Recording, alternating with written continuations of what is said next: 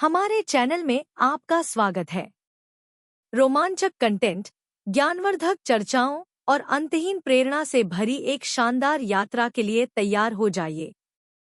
रुद्र अपनी बात कहते कहते रुक गया। फिर उसने एक गहरी सांस ली और अपनी मुट्ठी भींचते हुए बोला, मैंने देखा, वहां एक लाइब्रेरी थी और वो लोग जिन्होंने मुझे किडनैप किया था, वो पहले आर्मी में हुआ करते थे। उन्होंने मुझे सिर्फ इसलिए किडनैप किया था क्योंकि उन्हें पैसों की जरूरत थी। इसलिए उन्होंने कभी मुझे नुकसान नहीं पहुंचाया। रुद्र थोड़ा रुका और बोला, मैं कुछ दिनों तक उन्हीं के साथ रहा। सबको लगा मैं एक 8 साल का बच्चा हूं। मुझे कुछ भी समझ नहीं आ रहा होगा, इसलिए जो भी काम होता सब मेरी आंखों के सामने होता। इन सब के बीच वहां के लीडर की नजर हमेशा मुझ पर थी। एक दिन उनकी लाइब्रेरी की लोकेशन ट्रेस कर ली गई। उन्हें समझ आ गया कि वो लोग अब नहीं बचने वाले। जल्द ही उन्हें आर्मी अरेस्ट कर लेगी। लेकिन उनका काम पूरा नहीं हुआ था। उनके मरने के बाद उनका वो अधूरा काम हमेशा के लिए अधूरा रहता। यही सोचकर उन्होंने मुझे एक बॉक्स दिया। रुद्र रुका और बोला, असल में वो बॉक्स नहीं था, वो उनके अधूरे काम की 3 जिम्मेदारियां थी। अनिरुद्ध जी ने पूछा, कैसी जिम्मेदारी?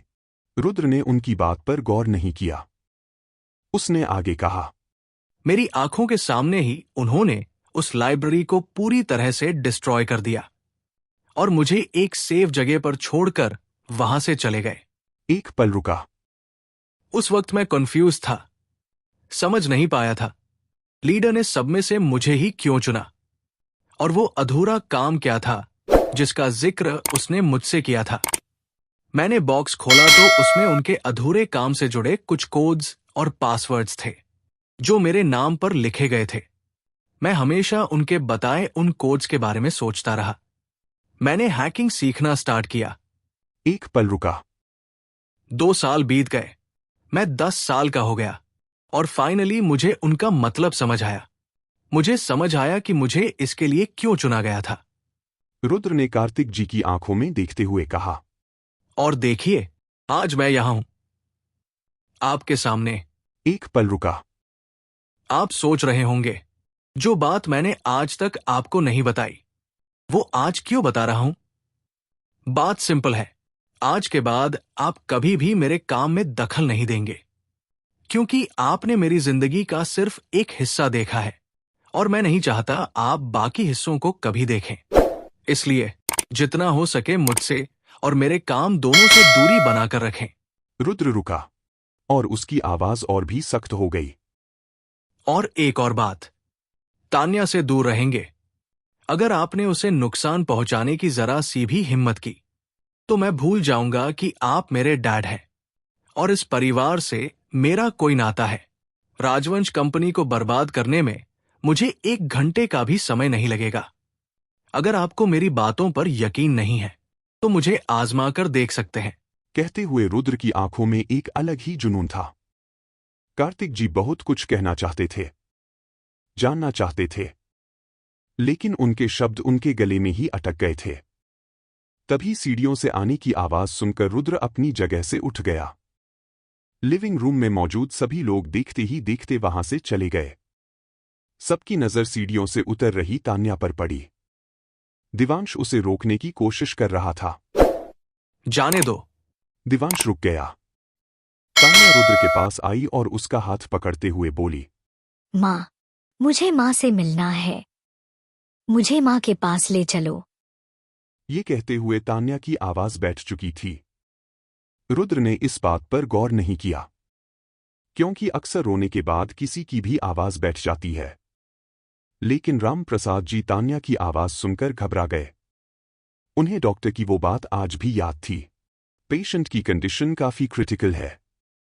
उन्हें इंटरनल चोट आई है। वोकल कॉर्ड और वोकल लिगामेंट दोनों इंजर्ड हो चुके हैं। ऐसे में पेशेंट को आगे चलकर बोलने में दिक्कत का सामना करना पड़ सकता है। वो जितना कम बोलेंगी, उसकी वोकल हेल्थ के लिए उतना अच्छा होगा। अगर वो अपने वोकल कॉर्ड पर ज्यादा लोड देंगी और उनका अच्छे से ख्याल नहीं रखा गया तो वो अपनी आवाज हमेशा के लिए खो सकती है। राम प्रसाद जी अपने ख्यालों से बाहर आए। उन्होंने वहां से जाते हुए देखा जो घबराए हुए थे और उन्हें खुद पता नहीं चल रहा था वो क्या बोल रहे हैं। इससे पहले रुद्र को सच पता चले, मुझे कुछ करना होगा। अनिरुद्ध जी ने राम प्रसाद जी को हिलाते हुए कहा। डैड, आप किससे बात कर रहे हैं? राम प्रसाद जी होश में आते हुए बोले। नहीं, कुछ नहीं, मैं बस कुछ सोच रहा था। अनिरुद्ध एक्साइटेड होते हुए बोले। सच बताइए डैड, आपको रुद्र के बारे में सब पहले से पता था, फिर आपने हमें इस बारे में कभी क्यों नहीं बताया? राम प्रसाद जी ने उन्हें देखा और कहा। इस बात से क्या फर्क पड़ता है? तुम्हारे बड़े भाई ने जो किया है उसके बाद अपने कुछ नहीं किया, यही बहुत बड़ी बात है। लेकिन जब रुद्र को उस लड़की के बारे में सच पता चलेगा तो वो कार्तिक को कभी माफ नहीं करेगा। राम प्रसाद जी ने वेद का नाम लिया। ये सुनते ही अनिरुद्ध जी उनके पास आए और सवाल भरे एक्सप्रेशन के साथ पूछा। डैड, आपने अभी वेद का जिक्र किया, वेद ने क्या किया है और रुद्र उसे क्यों माफ नहीं करेगा? कार्तिक जी को शुरू से लगता था वेद शांत था, समझदार था, उसे पता था अपने से बड़ों के साथ कैसे बिहेव करना है। वहीं रुद्र को इन सब से कुछ भी फर्क नहीं पड़ता था, जो उसे अच्छा लगता वही करता। लेकिन आज रुद्र के बारे में जानने के बाद उन्हें चिंता होने लगी थी। राम प्रसाद जी ने आज से 6 साल पहले हुए उस इंसिडेंट के बारे में बताया जिसमें तान्या अपनी आवाज खोते खोते बची थी, और ये भी बताया कि किस तरह से वो रुद्र से छिप कर उसका इलाज करवा रहे हैं। उनकी बात सुनकर कार्तिक जी और अनिरुद्ध जी दोनों परेशान हो गए। राम प्रसाद जी सोफा से उठते हुए बोले। वो लड़की 2 साल में पूरी तरह ठीक हो जाती और मेरी चिंता खत्म हो जाती, लेकिन तुम्हारी बेवकूफी की वजह से उसकी माँ की जान चली गई। उसकी आवाज से साफ पता चल रहा है कि उसकी इंजरी फिर से बढ़ गई है। वो थोड़ा रुके और बोले, अगर तुम दोनों नहीं चाहते कि हालात और खराब हो और राजवंश परिवार अपने ही खून के हाथों बर्बाद हो जाए, तो आगे से उस लड़की को नुकसान पहुंचाने के बारे में सोचना भी मत। एक पल रुके। अभी मैं सर्वेंट क्वार्टर जा रहा हूँ, तुम दोनों अपनी अपनी फैमिली को ये सब अच्छी तरह से समझा देना। इतना कहकर राम प्रसाद जी वहां से चले गए और उनके दोनों बेटे पीछे से उन्हें देखते रहे।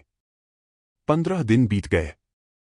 संगीता जी की अंतिम विदाई से लेकर उनकी सारी क्रियाकर्म सब सर्वेंट क्वार्टर में ही पूरा किया गया।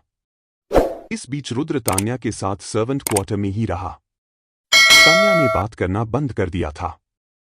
वो पूरे टाइम कमरे में रहती थी, न कुछ खाती थी न कुछ बोलती थी। मजबूरन रुद्र को उसे डांटकर अपने हाथों से खाना खिलाना पड़ा। एक दोपहर रुद्र किसी काम से बाहर गया था। इस मौके का फायदा उठाकर राम प्रसाद राजवंशी तान्या के कमरे में आए। उस वक्त तान्या अपनी मां की फोटो को सीने से लगाकर फर्श पर लेटी हुई थी। उसकी आंखों से आंसू बह रहे थे, मगर उसकी आवाज शायद कहीं गुम हो चुकी थी। तान्या? राम प्रसाद जी ने शायद पहली बार उसका नाम इतने प्यार से लिया था। उनकी आवाज सुनते ही तान्या उठकर बैठ गई। उसके हाथों की पकड़ संगीता जी की तस्वीर पर और मजबूत हो गई। वो डर रही थी और ये बात राम प्रसाद जी समझ रहे थे। उन्होंने अपने चेहरे पर स्माइल बरकरार रखी और उसके पास जाकर बेड पर बैठ गए। वो संगीता जी की फोटो की तरफ इशारा करते हुए बोले, तुम्हारी माँ चाहती थी तुम अच्छे से पढ़ाई करो, अच्छे मार्क्स लाओ, एक काबिल लड़की बनो। अगर तुम ऐसे ही कमरे में रोती रही और स्कूल नहीं जाओगी तो उन्हें कितना बुरा लगेगा। बुरा लगेगा ना? तान्या ने कोई रिएक्शन नहीं दी। राम प्रसाद जी ने एक लंबी सांस ली और जिस काम के लिए वो यहां आए थे उसके लिए खुद को प्रिपेयर करते हुए बोले, तुम्हारा गला अभी कैसा है? क्या तुम्हें बोलने में तकलीफ होती है? तान्या ने फिर से कुछ नहीं कहा, न कोई प्रतिक्रिया। राम प्रसाद जी ने आज तक किसी दूसरे बच्चे के साथ इतने अच्छे से बात नहीं की थी। ऊपर से तान्या का कोई रिस्पॉन्स न देना उन्हें अंदर ही अंदर परेशान कर रहा था। थोड़ा रुकने के बाद उन्होंने आगे कहा, देखो, मुझे नहीं पता तुम्हारी माँ ने तुम्हें क्या कहा था, लेकिन मैं तुम्हें एक बात साफ साफ शब्दों में बता दूं। उनकी आवाज अब रूखी हो गई। तुम अपनी वोकल इंजरी के बारे में कभी किसी को नहीं बताओगी, खासकर रुद्र को तो बिल्कुल भी नहीं। वे थोड़ा रुके। अगर तुमने रुद्र को अपने गले के बारे में बताया तो मैं उसे हमेशा के लिए अमेरिका भेज दूंगा। फिर तुम कभी भी उसे मिल नहीं पाओगी। क्या तुम चाहती हो वो यहां से चला जाए? रुद्र के दूर जाने की बात सुनकर तान्या घबरा गई। मां के जाने के बाद रुद्र ही एक था जो उसका अपना था। अगर वो भी चला गया तो वो अकेले कैसे रहेगी? उसके चेहरे पर घबराहट साफ दिख रही थी। वहीं राम प्रसाद जी भीतर से खुश थे। उन्होंने आगे बड़े ही प्यार से कहा, अगर तुम नहीं चाहती कि रुद्र तुम्हें छोड़कर जाए तो फिर तुम्हें स्कूल जाना पड़ेगा। तुम्हारे इलाज के लिए डॉक्टर आएंगे और फिर कुछ सालों बाद तुम पहले की तरह बोल पाओगी। वे रुके और बोले, तुम बताओ, तुम स्कूल जाओगी? इस पर तान्या ने हाँ में सिर हिला दिया। राम प्रसाद जी को तान्या की पढ़ाई से कोई मतलब नहीं था, लेकिन स्कूल ही एक ऐसी जगह थी जहां से वो रुद्र को बिना किसी को बताए तान्या का ट्रीटमेंट करवा सकते थे।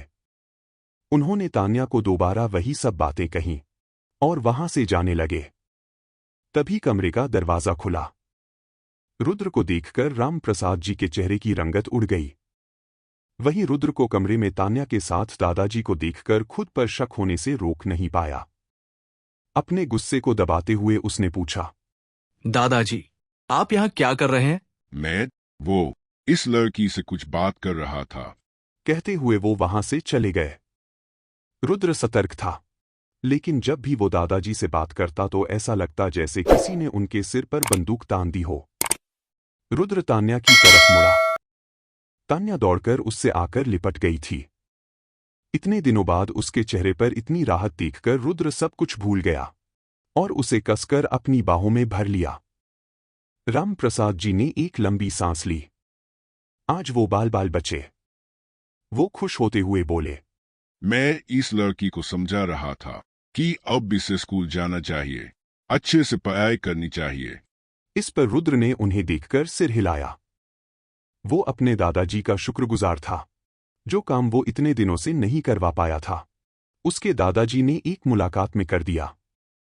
दादाजी सोचते हुए बोले, मैं सोच रहा हूँ क्यों न हम इस लड़की को पैलेस में ले चले।